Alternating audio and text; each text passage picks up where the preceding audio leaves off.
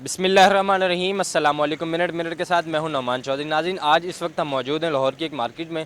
यहाँ पे मौजूद हम आवाम से जानेंगे कि आया नवाज शरीफ को ज़्यादा रिलीफ दिया जा रहा है या नहीं। बिल्कुल डेफ़िनेटली अगर मेरिट पे बात की जाए तो मियां मोहम्मद नवाज़ शरीफ को ज़रूरत से ज़्यादा रिलीफ दिया जा रहा है। ठीक है, मतलब ये वो लोग हैं जिन्होंने सारे गलत काम किए हैं और करने के बाद अब ये चाह रहे हैं कि हमारे सरों पे ताज बन जाए, तो ऐसा पॉसिबल नहीं होता। ठीक है, ये वो कौम है जिनको अवेयरनेस तब आनी है जब जो है ना पूरी दुनिया सो जाएगी। सर, किस तरह का रिलीफ की बात कर रहे हैं आप? फ़र्स्ट ऑफ़ ऑल तो ये कि रिलीफ डिज़र्व किया जाता है इंसानों को देखते हुए, तो मुझे नहीं लगता कि वो डिज़र्व करते हैं। पहली तो बात ये है, जब वो सियासत में आए थे ना दोबारा, तो वो अपने केस ख़त्म करने के लिए आए थे। पहली बात यही है कि उनके ऊपर जो भी इल्ज़ाम थे वो अब रब बेहतर जानता है सच्चे थे झूठे थे। डर क्यों रहे थे, इस बात का मुझे सबूत बता दें, क्यों डर रहे थे? वो जब आए हैं, अपने केस ख़त्म किए हैं, तो फिर वो अपनी ज़िंदगी बसर करने लग गए हैं।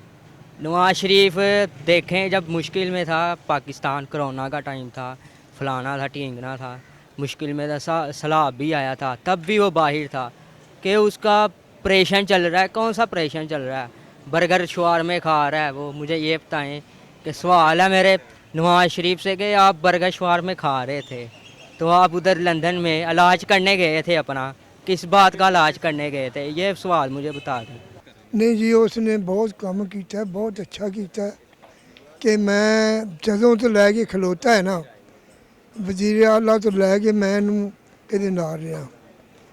ਇਹ ਆਬਾਦੀ ਦੇ ਮੁਤਲਕ ਮੈਂ ਇਹਦੇ ਕੋਲ ਗਿਆ ਇੱਕ ਦੋ ਵਾਰ, ਇਹਨੇ ਮੇਰਾ ਉਹ ਵੀ ਕੰਮ ਕੀਤਾ ਹੈ। ਮੈਂ ਆਬਾਦੀ ਦਾ ਚੇਅਰਮੈਨ ਹਾਂ। ਮੈਂ ਇਹਦੇ ਕੋਲੋਂ ਬਹੁਤ ਅੱਛਾ ਕੰਮ, ਉਸ ਤੋਂ ਪਹਿਲੇ ਜੇ ਸੋਚੋਗੇ ਤਾਂ ਇਹਦੇ ਵਾਲਦ ਸਾਹਿਬ ਦਾ ਮੈਂ ਨੌਕਰ ਵੀ ਰਿਹਾ। ਕਦੀ ਕੋਦੇ ਮੈਂ ਭੱਠੀਆਂ ਦੇ ਕੰਮ ਕਰਦਾ, ਮੈਨੂੰ 1 ਰੁਪਇਆ ਦਿੰਦਾ ਹੁੰਦਾ ਸੀ ਉਹ। ਹਾਂਜੀ, ਇਹਨੇ ਬਹੁਤ ਅੱਛੇ ਕੰਮ ਕੀਤੇ ਨੇ। ਚੌਂਕਾਂ 'ਚ ਜਾਈਦਾ, ਕੋਈ ਐਂ ਨੂੰ ਲਗਾ ਜਾ ਰਿਹਾ, ਕੋਈ ਐਂ ਨੂੰ ਲਗਾ ਜਾ ਰਿਹਾ, ਬੜੀ ਮੌਜ ਹੈ।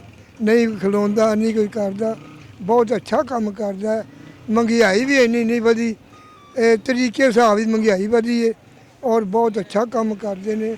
ਬਹੁਤ ਅੱਛੇ ਲੀਡਰ ਹੈ, ਪੁਰਾਣੇ ਲੀਡਰ ਨੇ, ਅੱਛੇ ਲੀਡਰ ਨੇ ਔਰ ਐ ਨਹੀਂ ਕਿ ਕੱਚੇ ਪੱਕੇ ਲੀਡਰ ਨੇ। ਨਵਾਜ਼ ਸ਼ਰੀਫ ਅਗਲਾ ਲੀਡਰ ਨਹੀਂ ਹੈਗਾ। ਜਿੰਨੇ ਕੰਮ ਕੀਤੇ ਨੇ ਬਹੁਤ ਅੱਛੇ ਕੀਤੇ ਨੇ, ਜਿੰਨੀ ਵੀ ਇਹਦੀ ਤਾਰੀਫ ਕੀਤੀ ਜੀ ਉਨੀ ਘੱਟ ਹੈ। ਇਹਦੀ ਇਹ ਵਜ੍ਹਾ ਕਿ ਗਰੀਬਾਂ ਦਾ ਹਾਮੀ ਹੈ, ਗਰੀਬਾਂ ਦੇ ਨਾਲ ਸਹੀ ਚੱਲ ਰਿਹਾ। ਠੀਕ ਹੈ, ਜਦੋਂ ਦਾ ਚੱਲ ਰਿਹਾ ਨਾ, ਉਦੋਂ ਦੀ ਇਹਦੇ ਦੌਰ 'ਚ ਮਹਿੰਗਾਈ ਨਹੀਂ ਰਹੀ। ਉਹਨਾਂ ਨੂੰ ਮਿਲਣਾ ਚਾਹੀਦਾ ਕਿਉਂਕਿ ਉਹ ਇਸ ਕਾਬਲ ਹੈ ਨੇ। ਉਹਨਾਂ ਨੇ ਕੋਈ ਐਸਾ ਕੰਮ ਕੀਤਾ ਹੀ ਨਹੀਂ ਜਿੰਨਾ ਵੀ ਉਹ ਇਹ ਸਜ਼ਾ ਦੇ ਮੁਸ਼ਕਿਲ ਹੋਣ।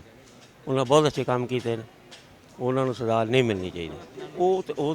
ਉਹ ਤੇ ਦੇਖੋ ਜੋ ਜਾਨਵਰ ਚੋਰ ਬੰਦਾ ਇਮਰਾਨ ਖਾਨ, ਇਹ ਕਹਿੰਦੇ ਜੀ ਚੋਰ ਨਹੀਂ, साबित होया ਉਹਦਾ ਤੇ नवाज शरीफ का साबित कोई नहीं है। देखिए, मैं तो एक बात यही कहना चाह रहा हूँ कि अगर उनके आने से पेट्रोल सस्ता हो गया तो ये तो बहुत बेहतरी है।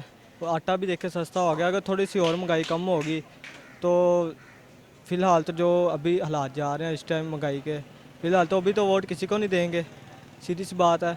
और जो अभी महंगाई कम करेगा तो फिर उसी को फिर वोट वगैरह देंगे ना, क्योंकि देखें कि गरीब आवाम जो है वो कैसे खाएगी, कैसे मतलब कि अपना खाना शाना पूरा करेगी। गरीब आवाम तो भूखी मर रही है। नाज़रीन, ये थे हमारे साथ मौजूद आम आवाम। आपने अवामी राय जानी सियासत के बारे में उनके क्या ख्यालात हैं।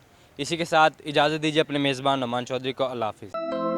मज़ीद ऐसी वीडियोस देखने के लिए हमारे चैनल को सब्सक्राइब करें और बेल आइकन को दबाना न भूलें।